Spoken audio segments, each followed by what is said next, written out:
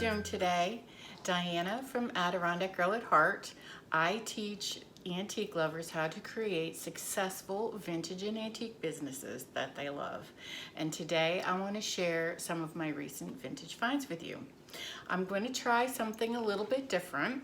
I broke the finds down into categories. So I've got an ironstone category and a China category and a mid-century modern and books and then farmhouse style. And I'm gonna kind of try to go in that order, okay? So if you're interested in farmhouse style, you're gonna have to watch until the very end, okay? All right, let's take a look at some ironstone. I picked up these really cool ironstone salt and peppers. They aren't marked on the bottom. They were at Salvation or Goodwill for $5.99. Green was half price, so I got them for $3. They are super heavy, like you would expect ironstone to be. I have some little corks to replace on the bottom.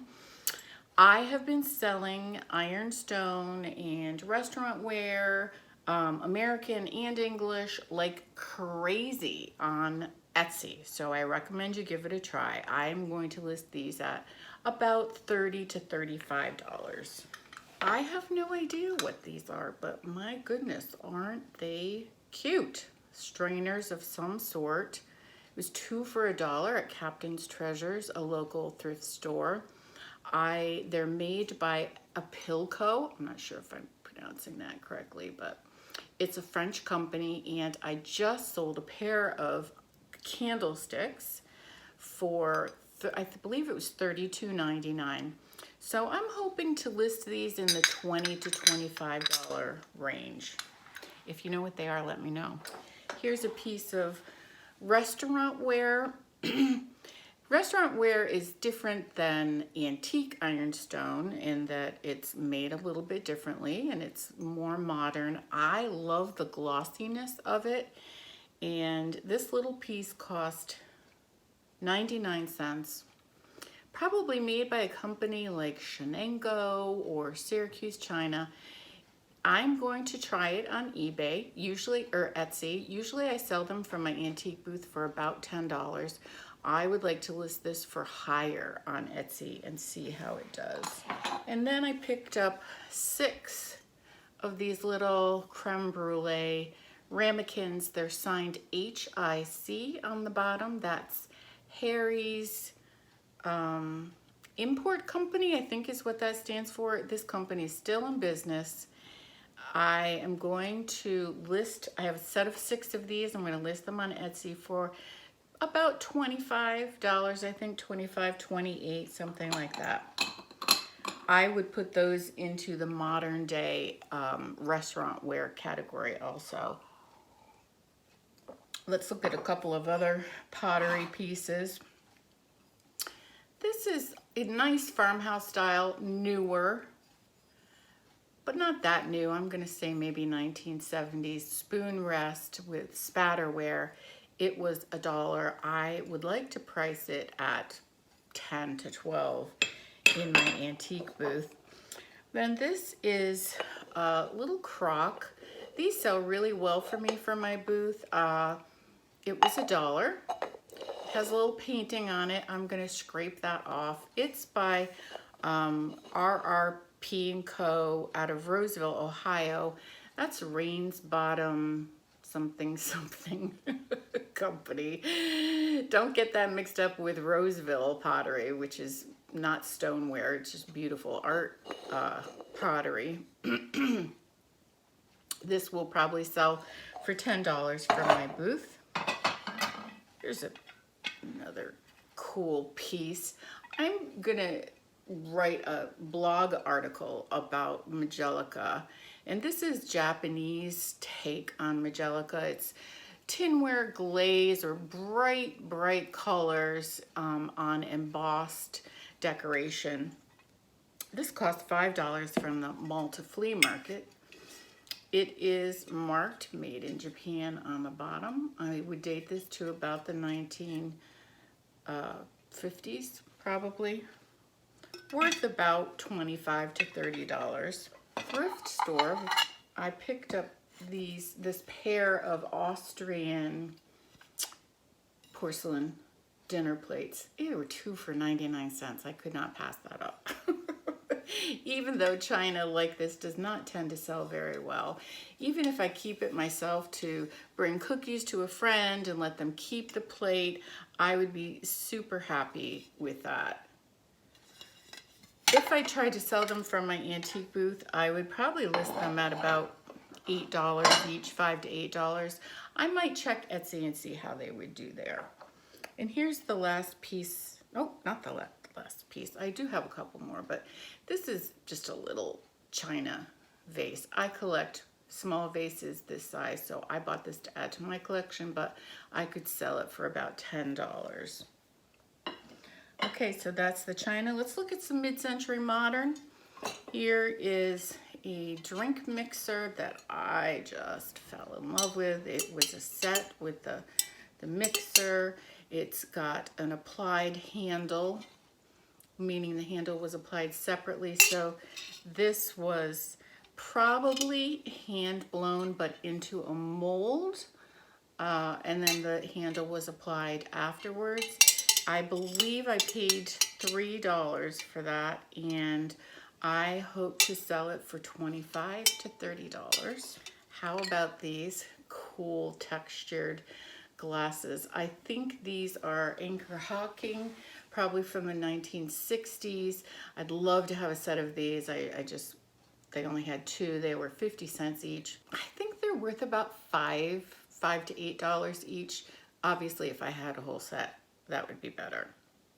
I think they might have been made by Anchor Hawking.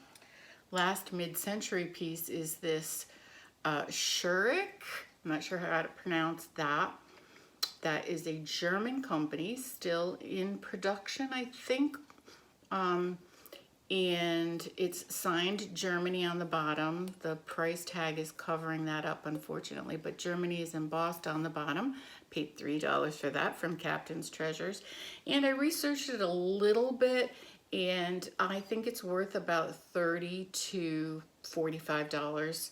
I will list it on eBay first and see how it does, because several pieces did well there. Okay, that's that. Now a couple of books. You guys, if you've been watching for a while or reading my blog, know that I sell a lot of vintage cookbooks, mostly through my antique booth, the common ones through my antique booth, and then the more uncommon or more valuable I sell on eBay. I will list this one on eBay. This is Julia Child's first cookbook that she wrote in collaboration with 2 French ladies that she met while she lived over there. The first edition would be worth a lot of money. This one's probably worth about $20, and it's in good shape. Often, of course, with cookbooks, they've lost the dust jacket, so having that is definitely a plus. And I always recommend picking up, if you have an antique booth in particular, picking up historical books related to your area. So I live near Schenectady, and I picked up a couple of books. These were each $1, and I tend to price these in about the $10 range, depending on how rare I think they are. Okay, so a couple of miscellaneous items. Picked up this Santa. He dates to about the 1970s. If you've heard of the Midwest, I think it's, let's see what it says, the Midwest Importers. They produce a lot of Christmas decorations, and some of them sell very well. I'm hoping he sells in about the $25 range from my antique booth or from Etsy. He has the sweetest face. Really antique looking face. I liked him. He cost $1 from a local Ravenna thrift store.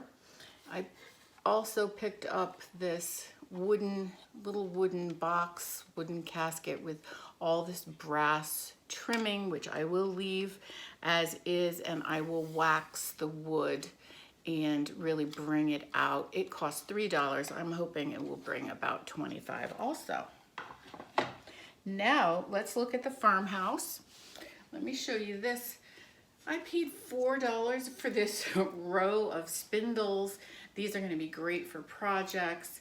I like to make garden angels, and I think this would be good for the bodies. We'll see. All that great chippiness. $4. Did I say that? $4. Okay, and some more Farmhouse style. This tin was $1. It's caramel toffee, made in England. Container made in England. I would date it to 1940s, something like that. I'm gonna price it at about $12. A pair of candle sconces, actually signed Dad and dated 1976. So these were made for the bicentennial, I'm sure. They're hand wrought, except for this little tin piece here. I paid a couple dollars for them. I love them. I plan to price them in the $30 to $35 range. My girlfriend Nancy, who I used to garage sale with every week, unfortunately, we're both working, and so we only go occasionally. Found this in her car. I must have left it there. Really nice redware little pitcher with this blue stripe. Cost $1. It is signed made in England on the bottom, and I will price it at about $12. Little little bowl signed USA on the bottom. I paid 50 cents for that, and it's worth about $8 to $10. Paid $1 for this at the Malta Flea Market. A pewter cup. Just really love that. Wouldn't a succulent look great in that, or a little flower arrangement? I will price that at $10 to $12. Little milk or cream bottle. It reads half pint liquid Connolly Brothers. It costs 69 cents from the Schenectady City Mission thrift store. I will price it at about 10. Picked this up at a kind of a garage sale that a dealer friend was having. I sold another roll of ribbon like this. I mean, that typography is just amazing. It was red, white, and blue ribbon, and I sold it for $20 on eBay. This is just a very plain yellow. I would like to try it again on eBay, but probably lower. I'll start at $15. Picked up cross stitch. I have a blog post all about cross stitch, and I actually paid $3 for it. I just thought it was cute. It's a little wooden frame. I will sell it somewhere in the $20 range. And last item, a Victorian pin cushion that I just fell in love with, and I paid $7 for it, which is a lot for me.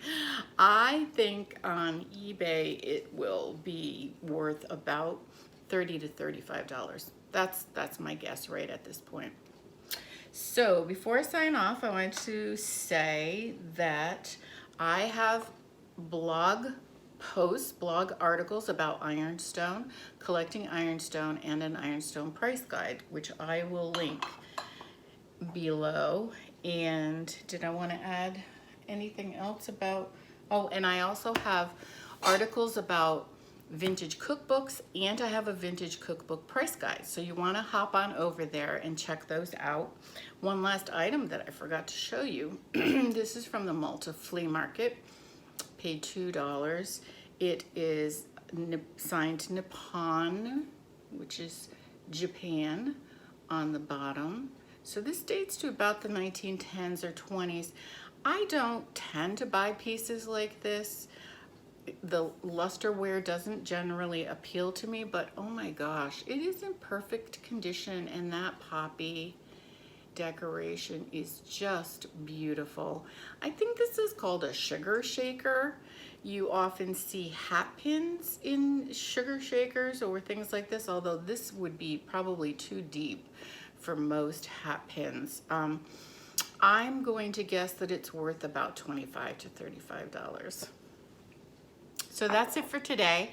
I hope that you will give me a thumbs up, leave a comment, subscribe to my channel. I would love that. And thanks for hanging out with me today. And as always, happy hunting.